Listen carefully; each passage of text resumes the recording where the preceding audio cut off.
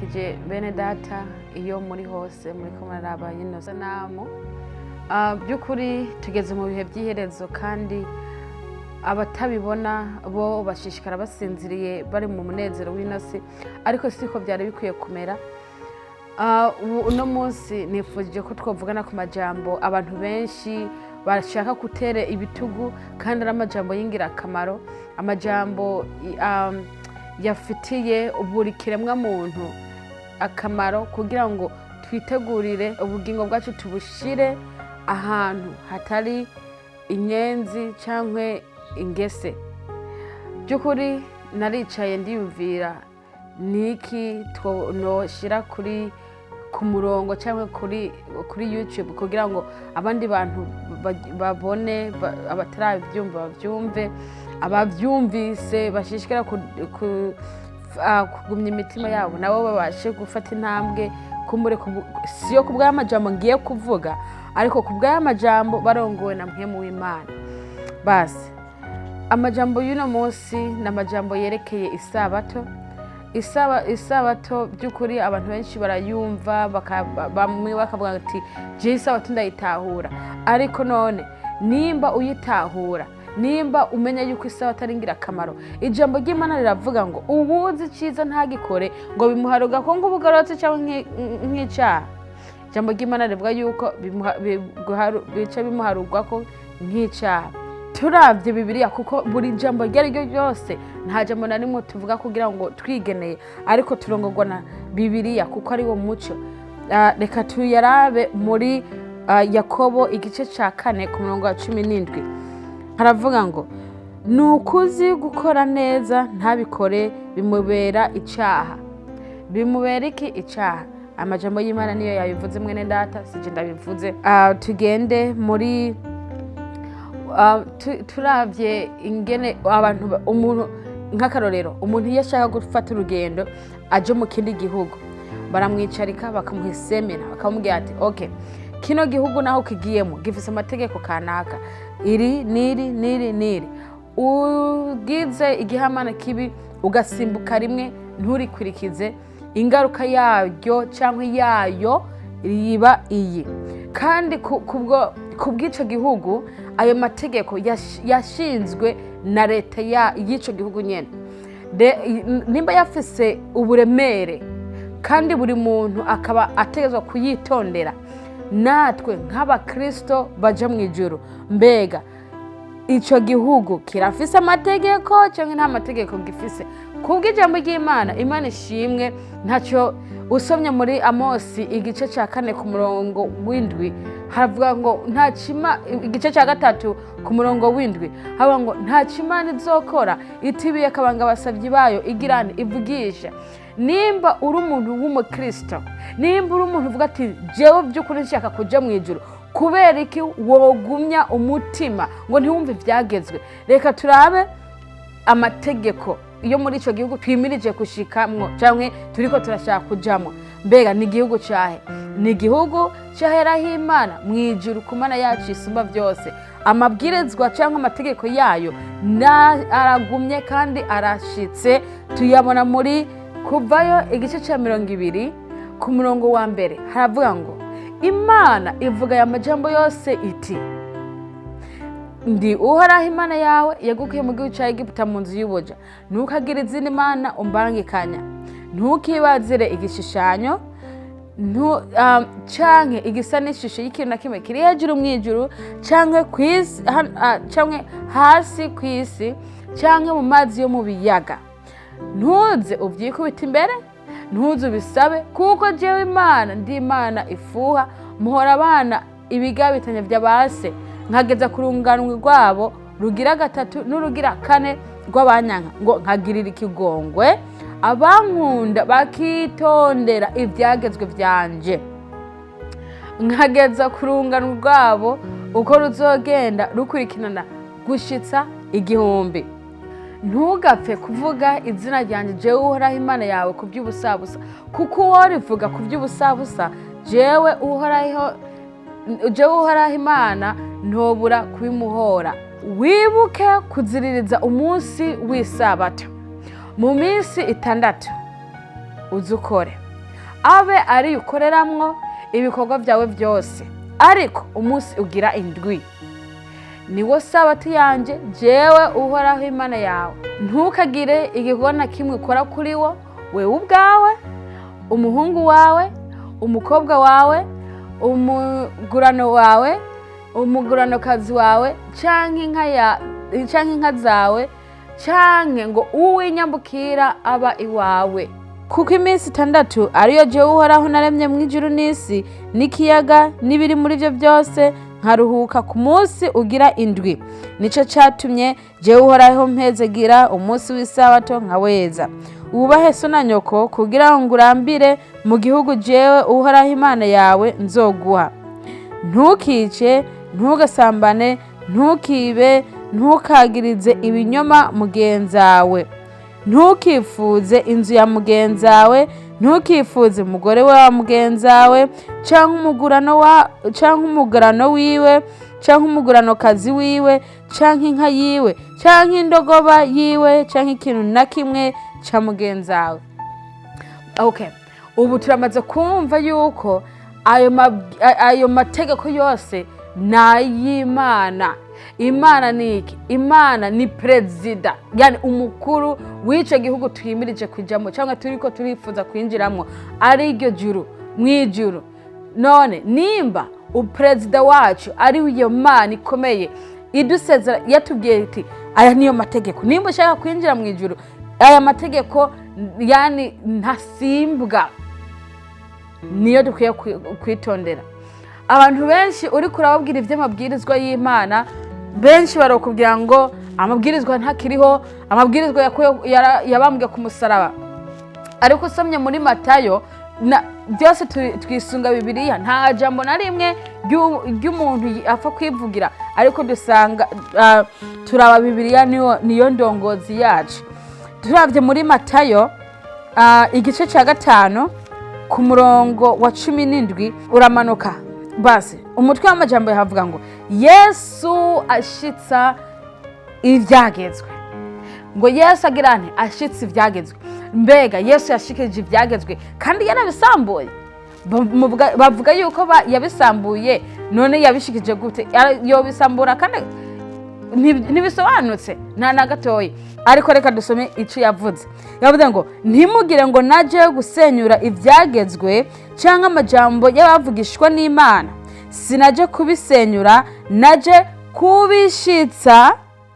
Ndababwire ukuri, gushitsa aho ijuru n'isi bizoviraho, nta kanyuguti na kamwe canke n'akazatsa bizova ku vyagezwe, gushitsa aho vyose bizoheraherezwa.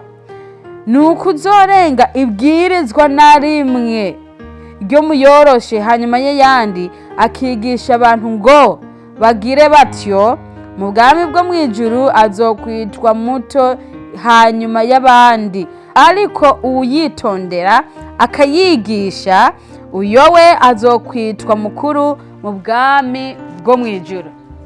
None ijambo ry'Imana ritubwiye ko ivyagezwe vyavuyeho haba namba, ariko yatubwira yuko amabwirizwa Yesu Kristo umwana w'Imana yaje ngo kuyashitsa, kuyakomeza, kuyashiramwo ahubwo inguvu.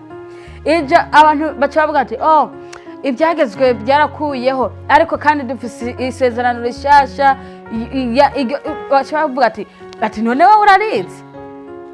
Bati mbwira none ni ryari? Ati yavuze yuko ati urukundo. Mbega wewe wogira urukundo? Urukundo niki? Urukundo utegeza kugira, nimba ubwiriza urukundo, gira urukundo kandi bifatanijwe n'ivyo vyagezwe. Kubera uravye ayo mabwirizwa uko ari 10 yagabuyemwo incuro 2, kuva kuri 1 gushitsa kuri 4 yagenga umuntu n'Imana. Kuva kuri 5 gushitsa kuri 10 yagenga umuntu ku muntu. None nimba no kunda mwene data wundi ntamukundishije, ntakunze Imana, hari ico byungura? Nta nuko byumvika, nta nuko bitahurika. Bisobanura yuko nimba ushaka gukunda mugenzawe, mukunde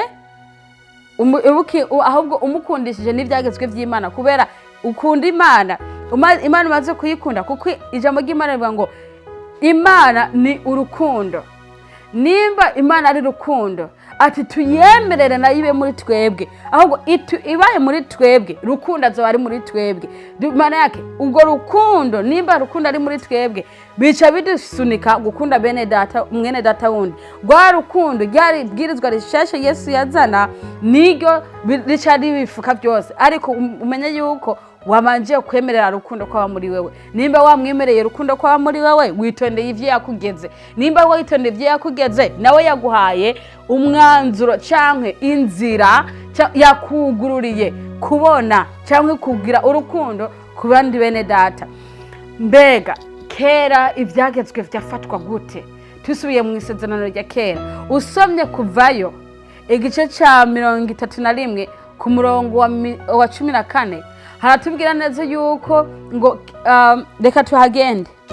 Haravuga ngo uti umutwe w'amajambo uvuga ngo uhoraho yihanikiriza ivy'ukuziririza isabato.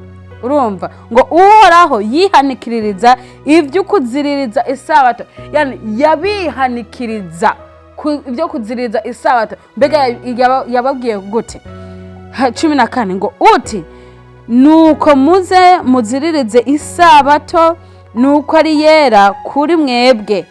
Umuntu wese azoyizirura ntazabure kwicwa. Mbere uwogira icyo akora cyose kuri uwo munsi azarandurwe mu bwoko bwabo. Byari bikomeye cyane, byari biteye ubwoba, byari biteye agahinda mu minsi ya kera, muri iryo sezerano rya kera. Abantu bari babayeho, umuntu wari wese yamenye ati nkwiye kuziririza isabato, ntayijiririje naho baranyica, ndetse no mu bwoko bw'iwacu barankata, ntago nzoba nkiharugwa.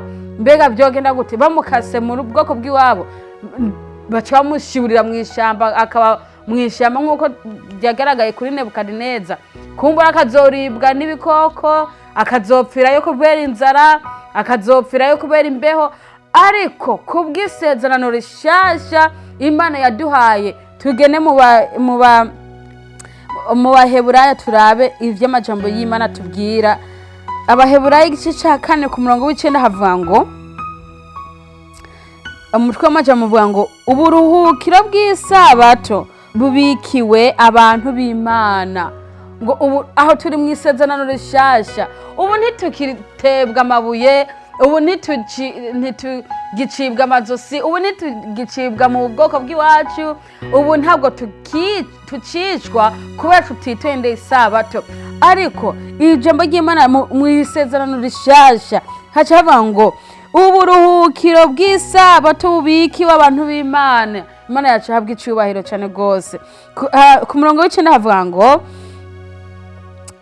ati nuko rero haracariho uburuhukiro bw'isabato bubikiwe abantu b'Imana, kuko ushitse mu buruhukiro bwayo nawe aba aruhutse ibikorwa vyiwe nk'uko Imana yaruhutse ivyayo.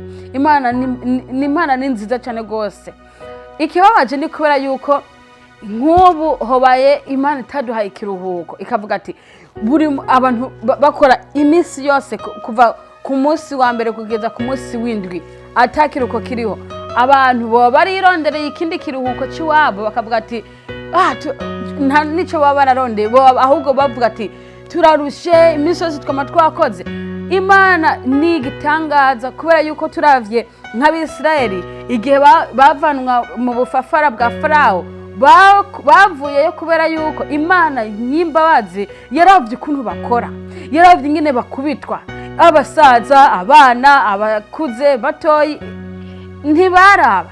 Umuntu yakora bufuni na buhoro, atarinzwe kuvuga ngo giriki, yani wategeza gukora ugwaye utagwaye, uri umusaza, ukuze, uri umwana, warakora. Ariko Imana yarabitegereje bimutera agahinda. Yakoze iki? Yatumye umusavyi wayo Mose kugira ngo agende abavane muri ubwo bufafara barimwo muri gihugu ca Egiputa. Baravuyeyo kubw'ubushobozi bw'Imana, bashitse mu bugaragwa. Bakoze iki? Mose yazanye ivyagezwe vy'Imana, maze kubishitsa yarabiba Mose yagiye ku musozi Sinayi, hanyuma agenda kuyaga n'Imana. Imana iramwiyereka, imuha ivyagezwe vyayo 10. Mose ntiyigeze yandika icagezwe na kimwe. Mose yabizanye ku bisate 2 vy'amabuye, ntivyandikishijwe n'amaboko y'umwana w'umuntu. Imana niyo yavyandikiye, ivyandikisha ngo umuriro, ivyandika ku bisate vy'amabuye. Kubera iki itavyanditse ku rupapuro? Kubera iki itavyanditse ku mababi? Kubera yuko amababi aranyaruka gutabuka, kubera yuko impapuro zirashobora kugwa no mu mazi zigatoa. Ariko Imana yanditse ku mabuye, amabuye, ibitandara bikomeye, irandikako amabwirizwa 10. Mose agize ngo aragarutse, abantu bagobereye Aroni baramubwira ati dukorera Imana izodushikana mu gihugu turiko turajamwo. Ariko Mose umwanya utari munini Mose yaraje n'ivyagezwe vy'Imana, yasanze bariko baragira ubwoko bw'Imana, yasanze bariko barikubita hasi imbere y'ikigirwamana, ikigirwamana gisharije imigufu, amazahabu n'ifeza n'ibindi byinshi, bariko baracikubita imbere. Mose kubwishavu no kujingirwa ata hasi. Mose ivyo yakoze ntiyabikoze kubera yuko bamubabaje Mose, oya, yashavujwe n'ukuntu abantu bari birondereye izindi mana bakagarariza Imana nyamana iri mw'ijuru. None ubu abantu bakora iki? Abantu ubu bafashe izindi mana ziwabo, imana basogokuruza babo bagiriyemwo, batazi n'ico zimanisha cyangwa zisigura, bazikubita imbere. Umuntu yarahinduye ivyagezwe by'Imana, arabizana mu bana b'abantu, maze baremera bakurikira ivyagezwe by'umuntu. Ariko ijambo ry'Imana rivuga ngo uwica ugutwi ngo ntiyumve ivyagezwe, ngo ni gusenga kwiye kuba igisesema imbere y'Imana. Ibyo biri mu migani. Ayo majambo tuyabona mu gitabo c'imigani. Kandi turabona yuko ngo banyubahisha, ngo iminwa yabo, ngo imitima yabo iri kure cyane, iri kure yanje. So none nimba by'ukuri ushaka kuganira n'Imana, nimba ushaka gukorera Imana by'ukuri, reka nk'abarongozi b'amashengero, hariho abarongozi b'amashengero badashaka kuvirira ibiti barimwo, kubera bavuga ati nkaja mu isabato, kumbure sinzoba pastori, kumbure sinzoba mwarimu, kumbure sinzorongora ikoya nk'uko byari nk'uko nahora ndayirongora ngaha. Abandi bakavuga ati sinshobora kugenda hariya, kumbure nta mahera baduha cyangwa baha amahera abakozi abarongoye amashengero cyangwa abapastori cyangwa abarimu, ibintu nk'ivyo. Ariko nimba umuntu ashaka gukorera Imana by'ukuri, reka kuraba inyuma, rangamiza amaso imbere, uratumira zikumusaraba. Imana niyo byose. Nimba wahora uronka amahera aho wari pastori, ukaja mu isato y'Imana, usomye muri Yesaya igice ca 58 ku murongo wa 13, haravuga neza amajambo aryoshe cyane y'ukuntu Imana izofata abantu bitondera isabato. Havuga ngo niwakura ikirenge cawe ngo ntukandagire isabato, ukareka gukora ivyo wigombeye ku munsi wanje wera, ariko ukita isabato umunsi w'umunezero. Mbere umunsi wanje wera ukawita uw'icubahiro, ukawubaha, ntukore ivyo ugomba ubwawe, ntiwironderere gukora ivyawe, ntiwirigwe mu bijandijandi vy'ubusa. Nuko uzonezererwa jewe Uhoraho, nanje nzoguha kugenda ujandagira ku mpinga z'imisozi yo mu gihugu, kandi nzogutungisha ishamvu ya sokuruza Yakobo, kuko akanwa kanje jewe Uhoraho ariko kabivuze. Ntabwo byavuzwe n'undi muntu. So turabona yuko akanwa k'Imana ariko kadusezeranije kuzodutungisha ishamvu rya sokuruza wacu Yakobo. Imana yaduteguriye byinshi bantu b'Imana. Isabato ni umunezero, isabato ni kiruhuko. Reka birababaje cyane iyo umuntu ariko arahamagarirwa ibyiza ariko ntabijemwo, akishinga yitagagurira ko imyanda, akishinga yishakira icyubahiro cyo mu isi, ijuru rirateguwe. Kandi iyo Imana ibona ko hariho abagororotsi ku isi, cyangwa iyo Imana ibona ko abantu ubwoko bwayo buri tayari, ikumbura iba yaraje. Ariko kubera kubw'imbabazi zayo ishishikara ihamagara, irondera hirya no hino, abakuru, abato, abasaza, inkumi n'imisore, nimureke kujanajana mu by'isi. Amaronko y'isi ntazogumana n'iyi si, amaronko y'isi aroshirana nayo. Ubugingo bw'umwana w'umuntu ni busa gusa, ni nk'ishugwe riterwa mu kanya gato rikamera neza, ariko mu kandi kanya ugasanga ryaravye, ryapfuye. Niko ubugingo bw'umwana w'umuntu bumeze. Reka kudadira umutima wawe, numveyo Yesu ariko araguhamagara, numveyo Yesu ariko arakwinginga, Yesu ariko aragutakambira ati ingo ntama zanje. Kuko tuzi yuko harobaho umwungere umwe, umubatizi umwe n'umukuku umwe. None twabonye hariya yuko abarenga ivyagezwe cyangwa abareka kuziriza isabato ngo baricwa cyangwa bagakatwa mu bwoko bw'iwabo. Ariko uko siko biri. Imana ntibakwica ubu, ariko umunsi urarindiriwe aho buri muntu wari we wese azohagarara imbere y'Imana. Amategeko rero yatangwere gukora, cya gihugu turagishitsemwo. Mbega itegeko rya mbere waragitondeye? Mbega itegeko rya kabiri waragitondeye? Mbega itegeko rya gatatu waragitondeye? Mbega itegeko rya kane waragitondeye? Itegeko rya gatanu waragitondeye? Itegeko rya gatandatu, ry'indwi, ry'umunani, ry'icenda, ry'icumi warayitondeye yose? Nimba uvuga ko wayitondeye ariko ukaguma usenga ku munsi utari w'isabato, irya kane ntiri gufata, reka Imana niyo byose. Reka turangiririze mu gitabo kimwe gusa, Umusiguzi igice cya 12 ku murongo wa 12 13 kumanuka. Hava ngo vyose vyarumviswe, indunduro ya byose niyi, wubahe Imana, witondere ivyagezwe nayo, kuko ivyo ari byo bibereye rwose umuntu wese. Kuko Imana izoshira igikorwa cyose mu rubanza, bona ikintu cyose gihishijwe, ari kibi ari cyiza. Bantu b'Imana, ndabashimiye cyane ntangere ukuntu mwifatanije nanje mukumviriza no kuraba ino sanamu. Imana ibaha umugisha, kandi Imana iracahamagara, imiryango ntirugagwa.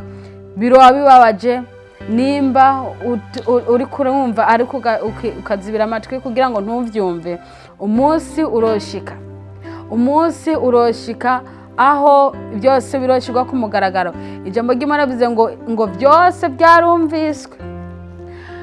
byarumviswe yuko mu rusengero barasigura ati wamusambanye tereka gusambana, wamborerwa reka kuborerwa, wawe wiba reka kwiba, wewe uraguza reka kuraguza, wewe ukora ibiteye isoni, wewe ukora iby'isoni nke, wikinga umwijima, ugakora ibyaha by'uburyo butandukanye, bireke. None indunduro ya byose ngo ni ukwitondera ivyagezwe by'Imana. Imana ibaha umugisha. Ntabwo uri kurakatwa uno munsi mu bwoko bw'iwanyu, ariko urubanza ruzoshika aho uzokatwa burundu utacibuka ukundi. Imana ibaha umugisha. Nahawe mugenzi ho gufata ingingo.